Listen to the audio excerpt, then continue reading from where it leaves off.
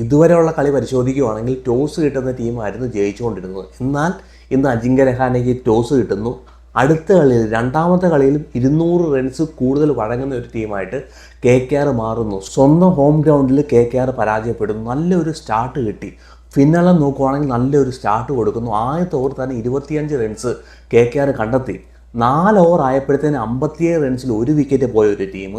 10 ഓവറിനകത്ത് നോക്കുവാണെങ്കിൽ 110ൽ 3 വിക്കറ്റ് പോയ ഒരു ടീം 16 ഓവറിനകത്ത് കളി കൊണ്ട് കളഞ്ഞു എന്നുള്ളതാണ് സത്യം. 20 ഓവർ പോലും കളിക്കാനുള്ള പ്രാപ്തി KKR ടീമിനെ സംബന്ധിച്ചിടത്തോളം ഇല്ലായിരുന്നു. With all the respect KKR മാനേജ്മെൻറ്റിനോട് ചോദിക്കാനുള്ളത്, അജിങ്ക്യ രഹാനെയ്ക്ക് വേണ്ടിയാണോ ശ്രേയസ് അയ്യറിനെ എടുത്ത് നിങ്ങൾ പുറത്തേക്ക് കളഞ്ഞത്? അജിങ്ക്യ രഹാനെ നോക്കുവാണെങ്കിൽ കഴിഞ്ഞ കളി നല്ലൊരു പെർഫോമൻസ് കാഴ്ചവെച്ചു.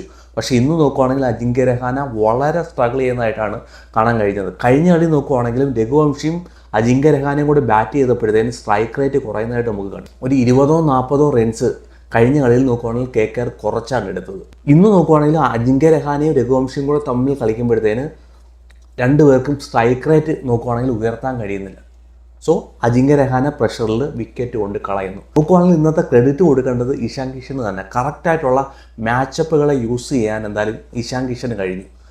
ഫിന്നാലിനെതിരെ ലെഫ്റ്റ് ഹാൻഡ് സ്പിന്നറെ കൊണ്ടുവരും. നമ്മൾക്കറിയാം വേൾഡ് കപ്പിൻ്റെ ഫൈനലിനകത്ത് ലെഫ്റ്റ് ഹാൻഡ് സ്പിന്നറാണ് അക്ഷർ പട്ടേലാണ് ഫിന്നാലിൻ്റെ വിക്കറ്റ് എടുത്തത്. അതിനു മുമ്പ് ട്രൈ സീരീസിനകത്തും അക്ഷർ പട്ടേൽ വന്നിട്ട് ഫിന്നാലിൻ്റെ വിക്കറ്റ് എടുത്തിട്ടുണ്ടായിരുന്നു. സോ ഇന്ന് അഷ് ഡുബയെ മാറ്റി വെക്കുന്നു. ഫിന്നാലിനെതിരെ രണ്ടാമത്തെ ഓവറിനകത്ത് കറക്റ്റ് മാച്ചപ്പിനെ കൊണ്ടുവരുന്നു.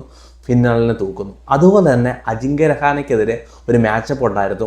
ജയദേവ് ഉനാക്കന്ത് നോക്കുവാണെങ്കിൽ 5 കളിയിൽ രഹാനയുടെ വിക്കറ്റ് എടുത്തിട്ടുണ്ട്. സോ ജയദേവിനെ കൊണ്ടുവരുന്നു, അജിങ്ക്യ രഹാനെ തൂക്കുന്നു. അത് കഴിഞ്ഞ് T20 നോക്കുവാണെങ്കിൽ 2 റണ്ണൗട്ട്, ട്രൈമെന്ന് തന്നെ പറയാം. T20യിൽ 2 റണ്ണൗട്ട്. 2 റണ്ണൗട്ടിൻ്റെ കാരണഭൂതൻ നോക്കുവാണെങ്കിൽ രഘുവംശി നല്ലൊരു ബാറ്റിംഗ് പെർഫോമൻസ് കാഴ്ചവെച്ചു. പക്ഷേ ക്യാമറൻ ഗ്രീൻ ആൾറെഡി സ്ട്രഗിൾ ചെയ്തുകൊണ്ടിരിക്കുകയാണ്. ആൾറെഡി ഒരു പ്രൈസ് ടാഗിൻ്റെ പ്രഷറും തലയിൽ കിടപ്പുണ്ട്. കഴിഞ്ഞ കളിയോ കളിക്കാൻ കഴിഞ്ഞില്ല. ഈ കളി നോക്കുവാണെങ്കിൽ ക്യാമറൻ ഗ്രീനെ കൊണ്ട് റണ്ണൗട്ട് ആക്കുന്നു. അത് കൂടാഞ്ഞിട്ട് രഘുവംശി അവിടെ കൊണ്ട് പിന്നെ റണ്ണൗട്ട് ആവുന്നു. അവിടെ നോക്കുവാണെങ്കിൽ രഘുവംശിയും റിങ്കു സിംഗും കൂടെ എന്നുള്ളൊരു ചെറിയൊരു പാർട്ണർഷിപ്പ് ഉണ്ടായിരുന്നു. മാച്ചിലേക്ക് തിരിച്ചു വരുമെന്ന് വിചാരിച്ചതാണ്. ഏകദേശം 11 ഓവറിൽ 120 റൺസ് ഉണ്ടായിരുന്നു. കളിയിലേക്ക് തിരിച്ചു വരാമായിരുന്നു. ആ ഒരു അനാവശ്യമായ റണ്ണൗട്ട് കളിയെ കൊണ്ട് കളഞ്ഞു എന്ന് പറയാം. പിന്നെ എല്ലാം വന്നതും പോയതും നമ്മൾ അറിഞ്ഞില്ല. അങ്കിൾ റോയ് വരുന്ന കണ്ടായിരുന്നു, അതുപോലെ തന്നെ കയറി പോകുന്ന കണ്ടു. പിന്നെ രമൺദീപ് സിംഗ് ഇന്ത്യക്ക് വേണ്ടി കളിച്ചിട്ടുള്ളൊരു പ്ലെയറാണ്.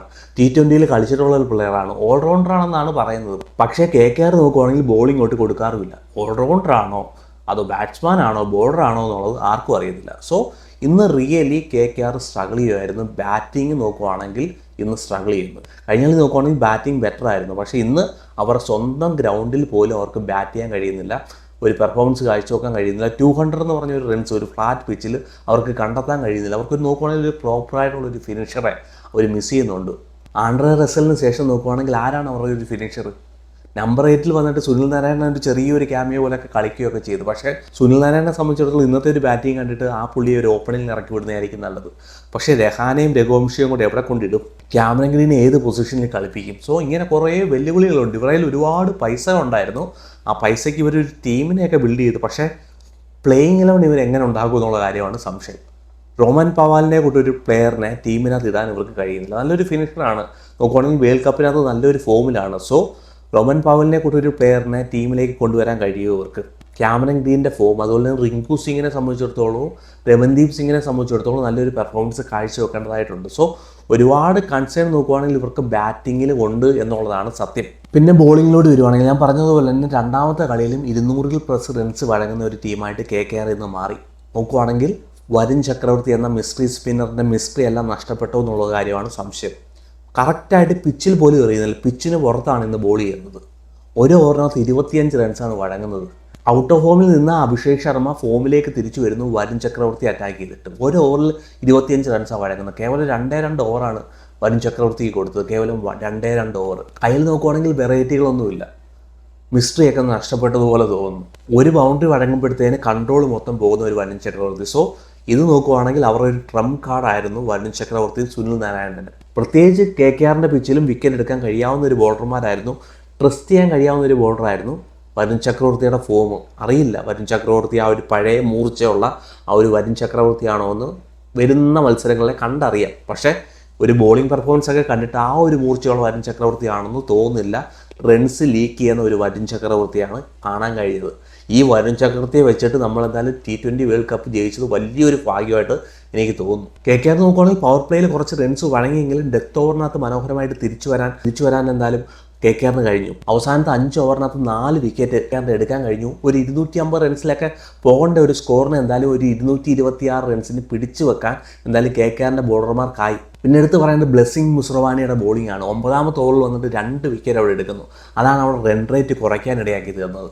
അതുപോലെ തന്നെ വൈഭവ് അരോര പവർ പ്ലേക്കകത്ത് അടി ഉണ്ടെങ്കിലും ഡെത്ത് ഓവറിനകത്ത് വന്നപ്പോഴത്തേനും അവിടെ ഒരു നിർണായകമായിട്ട് അടുപ്പിച്ച് 2 വിക്കറ്റ് എടുക്കാൻ വൈഭവ് അരോരയ്ക്കായി അവിടെ. സോ ഒരു ഫ്ലാറ്റ് പിച്ച് നോക്കുകയാണെങ്കിൽ തരക്കേടില്ലാത്തൊരു ബോളിംഗ് പെർഫോമൻസ് കാഴ്ചവെച്ചു എന്ന് പറയാം. പക്ഷേ ഇന്നത്തെ ബാറ്റിങ് അവരെ ചതിച്ചു. ഇനി SRHലോട്ട് പോവുകയാണെങ്കിൽ നല്ലൊരു സ്റ്റാർട്ട് SRHന് കിട്ടുന്നു. അവരുടെ ട്രാവസ് ഹെഡും അഭിഷേക് ശർമ്മയും ഫോമിലേക്ക് തിരിച്ചു വരുന്നു. അഭിഷേക് ശർമ്മ സ്ട്രഗിൾ ചെയ്തു തുടക്കത്തിലൊന്നും, പിന്നെ എന്തായാലും വരുൺ ചക്രവർത്തി അറ്റാക്ക് ചെയ്തുകൊണ്ട് എന്തായാലും ആ ഒരു സ്കോറിലേക്ക് തിരിച്ചു വരാൻ കഴിഞ്ഞു. എന്നാലും രണ്ടുപേരും കൂടി ചേർന്നിട്ട് 80 റൺസിൻ്റെ പാർട്ണർഷിപ്പ് 6 ഓവറിനകത്ത് കണ്ടെത്താൻ കഴിഞ്ഞ് തന്നെ അവർക്ക് വലിയൊരു വിജയമായിട്ട് മാറി. ട്രാവസ് ഹെഡ് ഫോമിലേക്ക് തിരിച്ചു വരുന്നു, അഭിഷേക് ശർമ്മ ഫോമിലേക്ക് തിരിച്ചു വരുന്നു. അതുപോലെ തന്നെ നിതീഷ് കുമാർ റെഡ്ഡിയുടെ ഇന്നത്തെ ബാറ്റിംഗ് നോക്കുകയാണെങ്കിൽ ബെറ്റർ ആയിരുന്നു. അപ്പോൾ നിതീഷ് കുമാർ റെഡ്ഡി ഹെൻറി കാൾസനും കൂടി ചേർന്ന് ഒരു പാർട്ണർഷിപ്പ് ബിൽഡ് ചെയ്യാൻ കഴിഞ്ഞു. അതായത് 118 റൺസിൽ 3 വിക്കറ്റ് പോയി. അടുപ്പിച്ച് നോക്കുകയാണെങ്കിൽ 2 വിക്കറ്റ് പോയപ്പോഴത്തേനും അവിടെ ഒരു പാർട്ണർഷിപ്പ് വേണമായിരുന്നു. ആ ഒരു പാർട്ണർഷിപ്പ് ബിൽഡ് ചെയ്യാൻ നോക്കുകയാണെങ്കിൽ ഹെൻറി കാൾസനും നിതീഷ് കുമാർ റെഡ്ഡിക്കുമായി ഈ ഒരു സ്കോറിലേക്ക് 226 എന്ന് പറഞ്ഞൊരു സ്കോറിലേക്ക് കൊണ്ടെത്തിക്കാൻ ഇവരുടെ ബാറ്റിങ്ങിനായി. ഇവരുടെ ബാറ്റിംഗ് പരിശോധിക്കുകയാണെങ്കിൽ ലിയാൻ ലിവിങ്സ്റ്റൺ ഇവർ തീർച്ചയായിട്ടും മിസ് ചെയ്യുന്നു എന്നൊരു സംശയമുണ്ട്. നോക്കുകയാണെങ്കിൽ നിതീഷ് കുമാർ റെഡ്ഡിക്ക് ശേഷം നോക്കുകയാണെങ്കിൽ ഒരു പ്രോപ്പറായിട്ടുള്ള ഒരു ഫിനിഷർ ഇല്ല ഇവരുടെ കയ്യിൽ. സലീൽ അരോരയും ഹർഷിത് ദുബെയൊക്കെ നോക്കുകയാണെങ്കിൽ അൺക്യാപ്പ് ഇന്ത്യൻ പ്ലെയർമാരാണ്. സോ ഇവരെ എത്രമാത്രം ട്രസ്റ്റ് ചെയ്യാൻ കഴിയും? ഏതെങ്കിലും ഒരു പേസ് ബോളർമാരെ ഒഴിവാക്കി ലിയാൻ ലിവിങ്സ്റ്റനെ ടീമിലേക്ക് കൊണ്ടുവരാൻ കഴിയുവാണെങ്കിൽ ഏറ്റവും നല്ലതായിരിക്കും നമ്പർ 7. എങ്ങനെ പോയാലും ലാസ്റ്റ് ഡെത്ത് ഓവറിനകത്ത് ഇവർ 4 വിക്കറ്റ് കൊണ്ട് കളഞ്ഞു. ഒരു 250 റൺസ് കണ്ടെത്താമായിരുന്നു. അതായത് 8 ഓവറിനകത്ത് ഇവർ 120 റൺസ് എടുത്ത ഒരു ടീമാണ്. അവിടെ നിന്നാണ് നോക്കുവാണെങ്കിൽ 226 ഇവർ ഒതുങ്ങിപ്പോയത്. സോ ഫ്ലാറ്റ് പിച്ചുകളിൽ മറ്റുള്ള ടീമിനെതിരെ ഇതൊക്കെ വർക്കൗട്ട് ആവുമെന്നുള്ളത് കണ്ടറിയണം. ബോളിംഗ് നോക്കുവാണെങ്കിൽ ഉള്ള റിസോഴ്സസിനെ വെച്ചിട്ട് എന്തായാലും ഇന്നൊരു ബെറ്ററായിട്ട് ബോൾ ചെയ്തു. നിതീഷ് കുമാർ റെഡ്ഡി നോക്കുവാണെങ്കിൽ ഔട്ട് ഓഫ് സിലബസ് ആയിരുന്നു, 2 വിക്കറ്റ് വന്നെടുത്തു. പ്ലെയർ ഓഫ് ദ മാച്ചും കൂടാണ് നിതീഷ് കുമാർ റെഡ്ഡി നോക്കുവാണെങ്കിൽ മനോഹരമായിട്ട് ബോൾ ചെയ്തു. അതുപോലെ തന്നെ ഇഷാൻ മലിംഗ കഴിഞ്ഞ കളിയിലും വൈഡ് എറിയുന്നൊരു ബോളറായിരുന്നു. ഇന്നത്തെ കളിയിലും വൈഡൊക്കെ എറിഞ്ഞു എങ്കിലും വന്നിട്ട് ഡെത്ത് ഓവറിനകത്ത് വന്നിട്ട് അവിടെ ക്രൂഷ്യലായിട്ടുള്ള വിക്കറ്റ് എടുക്കാൻ ഇഷാൻ മലിംഗയ്ക്ക് കഴിഞ്ഞു. ജയദേവ് നോക്കുവാണെങ്കിൽ പവർ പ്ലേക്കകത്ത് വന്ന് സ്ട്രൈക്ക് ചെയ്തു. കഴിഞ്ഞ കളിയിൽ നോക്കുവാണെങ്കിൽ ജയദേവ് പവർ പ്ലേക്കകത്ത് വിക്കറ്റ് എടുത്തു. പക്ഷേ ഇന്നും ജയദേവിനെ പവർ പ്ലേക്കകത്ത് ഒരു ഓവർ കൊടുത്തിട്ട് പിന്നെ ജയദേവിന് ഓവർ കൊടുക്കുന്നില്ല. ജയദേവിനെ സംബന്ധിച്ചിടത്തോളം മാക്സിമം പവർ പ്ലേക്കകത്ത് ഒരു 2 ഓവറെങ്കിലും കൊടുത്ത് ഉപയോഗിക്കുവാണെങ്കിൽ നല്ലതായിരിക്കും. ഇഷാൻ കിഷനെ സംബന്ധിച്ചിടത്തോളം ആ ക്യാപ്റ്റൻസിയിൽ ചെറിയ എററൊക്കെ ഉണ്ട്. 3ാമത്തെ ഓവർ നോക്കുവാണെങ്കിൽ അഭിഷേക് ശർമ്മയെ കൊണ്ടുവരുന്നു, 15 റൺസ് അടങ്ങും. ഫിന്നലിൻ്റെ വിക്കറ്റ് അവിടെ പോയിരിക്കുവാണ്. SRHൻ്റെ മൂവ്മെൻറ്റും കിട്ടിയിരിക്കുമ്പോഴത്തേനും പെട്ടെന്ന് തന്നെ അഭിഷേക് ശർമ്മയെ കൊണ്ടുവരുന്നു, 15 റൺസ് വഴങ്ങുന്നു. ജയദേവിനൊട്ടും ബോളിംഗ് കൊടുക്കുന്നുമില്ല. സോ ബോളിംഗ് റൊട്ടേഷൻ നോക്കുവാണെങ്കിൽ ഇഷാൻ കിഷനെ സംബന്ധിച്ചിടത്തോളം അല്പം ബെറ്റർ ചെയ്യേണ്ടതായിട്ടുണ്ട്. ഇവരുടെ ബോളിങ്ങിലോട്ട് വരുവാണെങ്കിൽ ഡേവിഡ് പെയിൻ നോക്കുവാണെങ്കിൽ നല്ല രീതിയിൽ അടിയുണ്ട്. ആദ്യത്തെ ഓവർ തന്നെ 25 റൺസ് വഴങ്ങി, 2 ഓവറിനകത്ത് 35 റൺസാണ് വഴങ്ങി. ദുബൈ നോക്കുവാണെങ്കിൽ ഇമ്പോർട്ടൻ്റ് ആയിട്ടുള്ള ഒരു വിക്കറ്റ് എടുത്തു ഫിന്നലൻ്റെ. അത് കഴിഞ്ഞ് നോക്കുവാണെങ്കിൽ ലെഫ്റ്റ് ഹാൻഡറായ റിങ്കു സിംഗ് വന്നപ്പോഴത്തേന് അക്ഷ് ദുബൈയെ മാറ്റി വെക്കുന്നതായിട്ട് കണ്ടു. പിന്നെ ഓവർ ഒട്ട് കൊടുത്തതുമില്ല. ഇഷാൻ മലിംഗ കഴിഞ്ഞ കളിയിൽ അടിയുണ്ടെങ്കിലും ഈ കളി നോക്കുവാണെങ്കിൽ ഇഷാൻ മലിംഗ നല്ലപോലെ ബോൾ ചെയ്തു. 2 ഓവറിനകത്ത് 14 റൺസ് വഴങ്ങി, 2 വിക്കറ്റ് എടുത്തു. പക്ഷേ 5 വൈഡോട്ട് എറിയുകയും ചെയ്തു. ഇന്നും നിതീഷ് കുമാർ റെഡ്ഡി 2 ഓവറിനകത്ത് 17 റൺസ് വഴങ്ങി, 2 ഇമ്പോർട്ടൻ്റ് ആയിട്ടുള്ള വിക്കറ്റ് എടുത്തു. സോ ഓവറോൾ നോക്കുവാണെങ്കിൽ എന്തായാലും SRHന് ജയിച്ച് കയറാൻ കഴിഞ്ഞു. 2 പോയിന്റ് എന്തായാലും കരസ്ഥമാക്കാൻ കഴിഞ്ഞു. അതും 2 പോയിന്റ് കരസ്ഥമാക്കാൻ കഴിഞ്ഞു. അതും എവേ പോയി കളിച്ച് KKRൻ്റെ മണ്ണിൽ പോയി KKRനെ എന്തായാലും പരാജയപ്പെടുത്താൻ SRHന് കഴിഞ്ഞു. SRHൻ്റെ ബാറ്റിംഗ് നോക്കുവാണെങ്കിൽ തരക്കേടില്ല. പക്ഷേ ബോളിംഗ് നോക്കുവാണെങ്കിൽ നല്ല ടീമുകൾക്കെതിരെ ഈ ഒരു ബോളിംഗ് വെച്ചിട്ട് എത്രമാത്രം ജയിക്കാൻ കഴിയുമെന്നുള്ളത് നമുക്ക് കാത്തിരുന്ന് കാണാം.